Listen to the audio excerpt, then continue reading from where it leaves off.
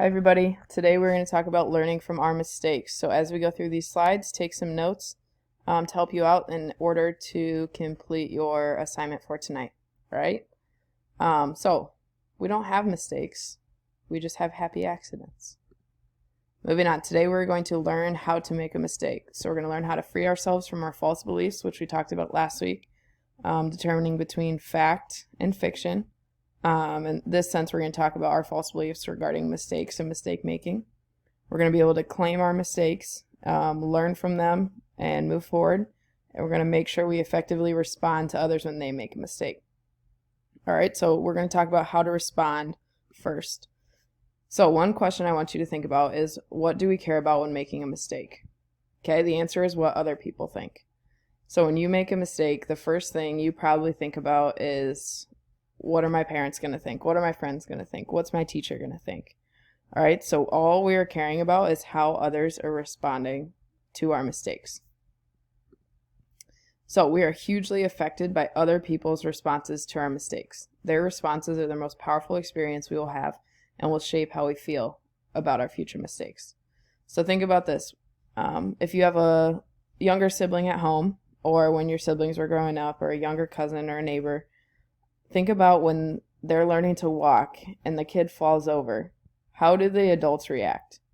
If the adult runs over and starts comforting them and saying, it's okay, think about how often the kid starts crying, right?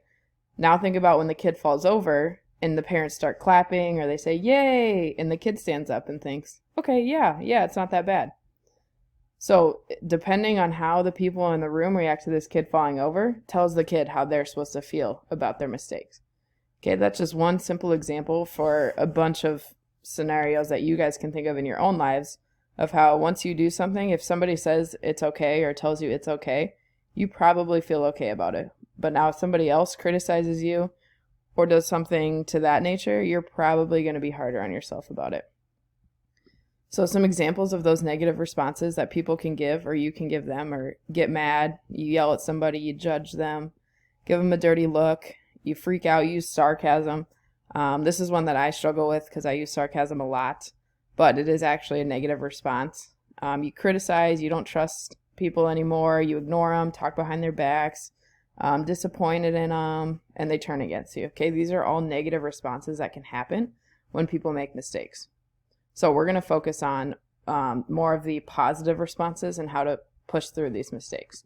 So in order to do that, we need to get the you better not make a mistake out of your head. Okay, if you have this thought in your head all the time and it's surrounding all of your actions, you're more likely to make a mistake. But once we realize that it's not the end of the world, okay, we're going to free ourselves up in that sense. So there's 5 different ways that you guys need to know how we respond to our mistakes. Okay, so I would write these down if possible. Okay, these 5 words in bold. Okay, very, very important. So I'm going to run through them each. So whether we are aware of it or not, we make a response to every mistake we make. These responses fall into 5 categories. The first one is denial. So we deny a mistake by saying it didn't happen, or we don't talk about it, or we block it out, or we get defensive. So I think we can all say that we've done this before and we do something wrong. We just say it didn't happen, or we just ignore it completely. I know I do this sometimes with my own parents, or I get defensive knowing that I messed up. Okay, number 2 is blame. We're going to acknowledge the mistake, but we're going to blame somebody else. Okay, he did it, she made me do it. Okay, we're going to blame in order to get off the hook and avoid the responsibility that we need to be taking for that action. Number 3 is justify. So we admit to the mistake, but we give reasons for our actions to free us from blame. Okay, well, I didn't get it done because I was helping mow the lawn, or I didn't get it done because I had 3 other assignments to do. I didn't get it done because it was nice outside. Okay, whatever it is, we're going to try to justify to make ourselves feel better about making that mistake. I know that's one I try to do a lot, that I need to be better about.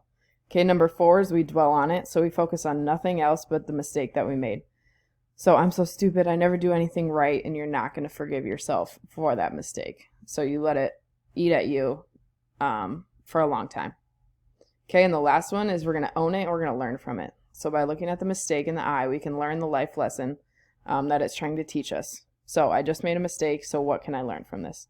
all falling back on how we see things, right? So every mistake is going to build us in some shape or form. So what lens are we going to use to look through it? So now, think about whose response are you most concerned about when making a mistake? Are you worried about your parents at home, your family, your siblings? At school, are you worried about your friends, your teachers, in sports, your coaches, your teammates, people in the stands, at work, your coworkers, your bosses? This is all personal to you, but just think about who are you most concerned about when you make a mistake.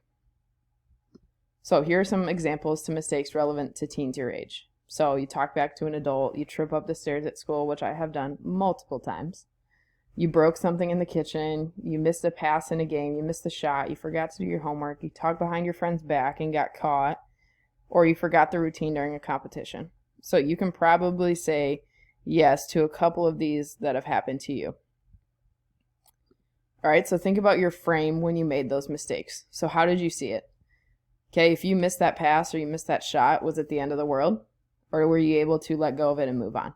Okay, how did you feel about it? Did you feel like you let everybody down? Or did you feel like, yep, I could do better? Okay, and what did you typically do when you make that mistake? Do you beat yourself up? Do you go practice and do 100 extra shots a day? Okay, and then what do you get from it? How do you respond? What are you going to do next? So let's reframe our frame. So you also need to know the definition here of reframe. Think about how we think about a negative experience. How can you see it in a positive way? Okay, so you can think about that shot that you missed. Well, at least I had the opportunity to be in the game and make the shot, right? What do you have control over and what can you learn from it? So reframing is thinking about a negative experience and seeing it in a positive way, right? Make sure you guys know the definition of reframe and those 5 responses to mistakes that we talked about. Okay, so if you don't have those in your notes, please write those down. Please have those. And it takes us into today's assignment. All right, so the PDF is titled The Mistakes Worksheet and Notability. Make sure you download that, type on it, and upload it to Schoology by tonight at 11:59 p.m.